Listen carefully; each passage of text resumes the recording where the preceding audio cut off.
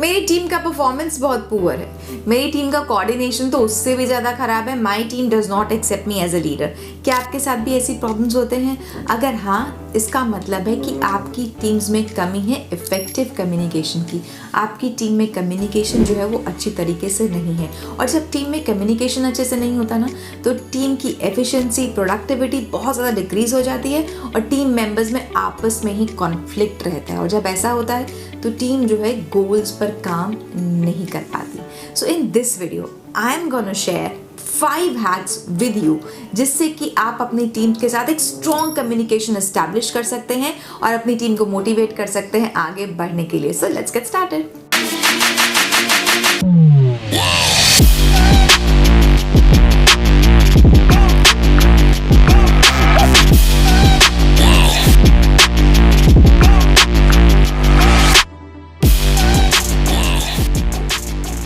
Ineffective team में क्या problems होते हैं? इनइफेक्टिव टीम में डिस्ट्रस्ट होता है, कॉन्फ्लिक्ट्स होते हैं, आपस में कुछ कोऑर्डिनेशन नहीं होता, और इनइफेक्टिव टीम जो है कभी भी आगे नहीं बढ़ पाती।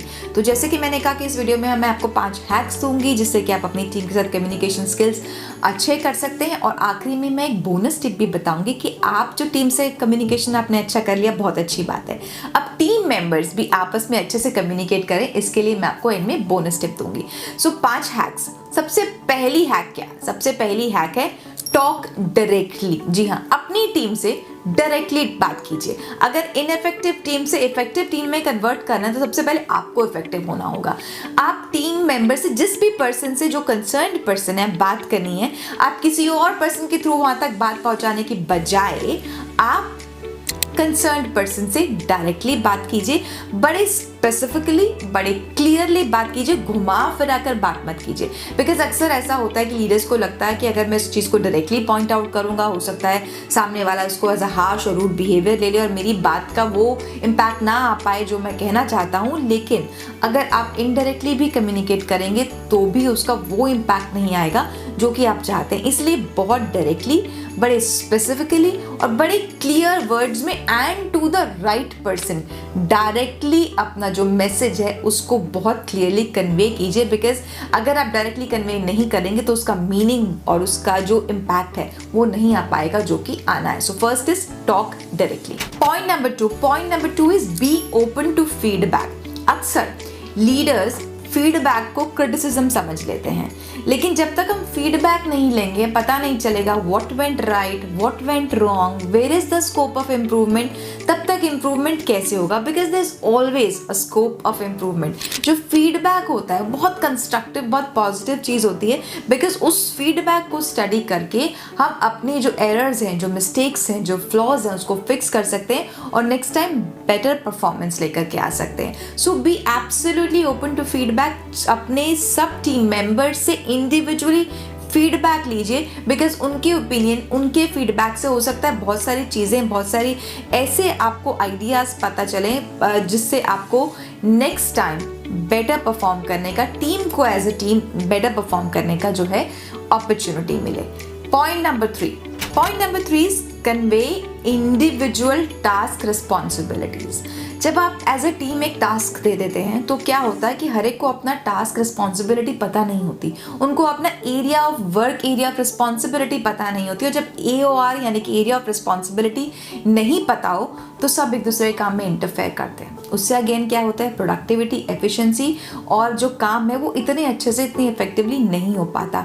इसलिए हर एक मेंबर को उनकी एग्जैक्ट रिस्पॉन्सिबिलिटी, उनका AOR, area of responsibility clear होना चाहिए ताकि आपस में कुछ इंटरफेरेंस ना हो और साथ में अकाउंटेबिलिटी भी इंक्रीज हो।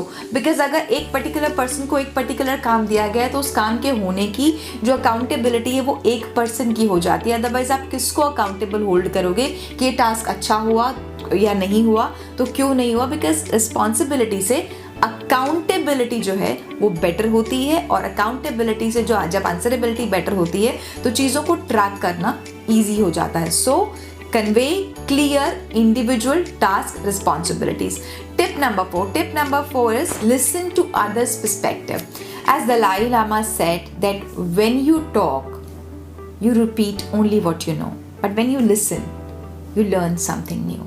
सो होता क्या है, जब हम अपनी बात करते हैं तो हम वही रिपीट कर रहे होते जो हम जानते हैं, लेकिन जब हम दूसरों की बात सुनते हैं, दूसरों का पर्सपेक्टिव सुनते हैं, तो हमें बहुत सारी चीज़ें पता चलती हैं जो कि हमारे लिए नई भी हो सकती हैं.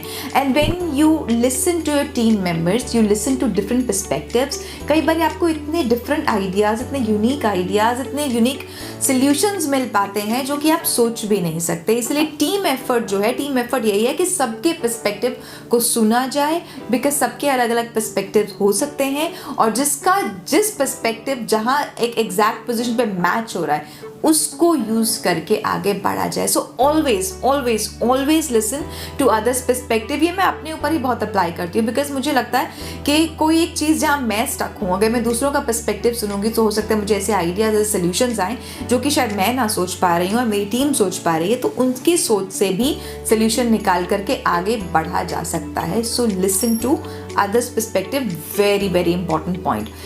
Tip number 5 is use paraphrasing. What is paraphrasing? Paraphrasing is मैंने जो कहा, जिस एग्जैक्ट शब्दों में कहा, आप सामने वाले को ये कहें कि वो अपने शब्दों में सेम बात रिपीट करिए. कई बार आपने अक्सर लोगों को सुना होगा, वो अपनी हर बात के बाद बोलते हैं, क्या समझे, What did you understand? क्या कहा, सो वो इसलिए कहते हैं because they just want to make sure कि उन्होंने जो कहा एग्जैक्टली वही मीनिंग कन्वे हुआ. Because most of the times what I say is not equal to what you understand, because लोग जो है exactly सुन नहीं रहे होते, एक्टिव लिसनिंग नहीं कर रहे होते, सिर्फ हियर कर रहे होते हैं. सो एक्टिव लिसनिंग ना होने की वजह से बात का एग्जैक्ट मीनिंग, एग्जैक्ट चीज़ें नहीं समझ आती. सो पैराफ्रेजिंग यूज़ कीजिए जब आप टीम के साथ कुछ भी कम्युनिकेशन एस्टैब्लिश कर रहे हैं. After that make sure that you ask the team members to convey what did they understand, and this will make sure that they understood what exactly you wanted to convey.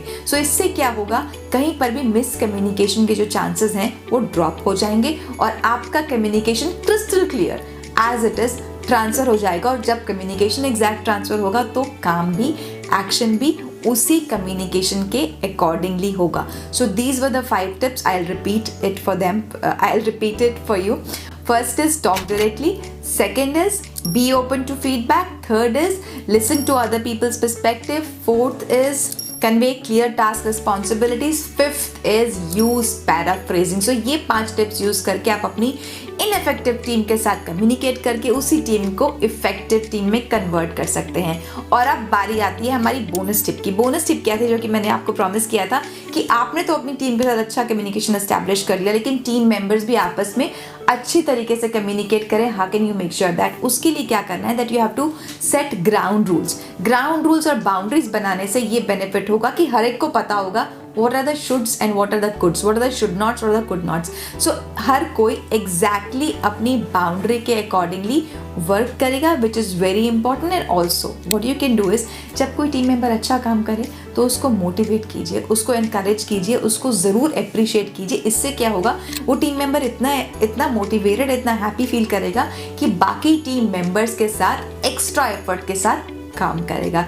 आप मुझे comment section में लिखकर बताइए कि आपकी team members में क्या क्या प्रॉब्लम्स आ रहे हैं, क्या क्या इश्यूज आ रहे हैं, और आप इनमें से कौन सी हैक यूज़ करने वाले हैं अपनी इनफेक्टिव टीम को इफेक्टिव टीम में कन्वर्ट करने के लिए और उनके साथ अच्छा सा कम्युनिकेशन एस्टैब्लिश करने के लिए. That is all for today. I will see you in my next video. Thank you so much for watching. And also अगर आपको वीडियो यहाँ तक आपने देख लिया, आपको पसंद आया होगा, तो ज़रूर लाइक बटन प्रेस कर दीजिएगा.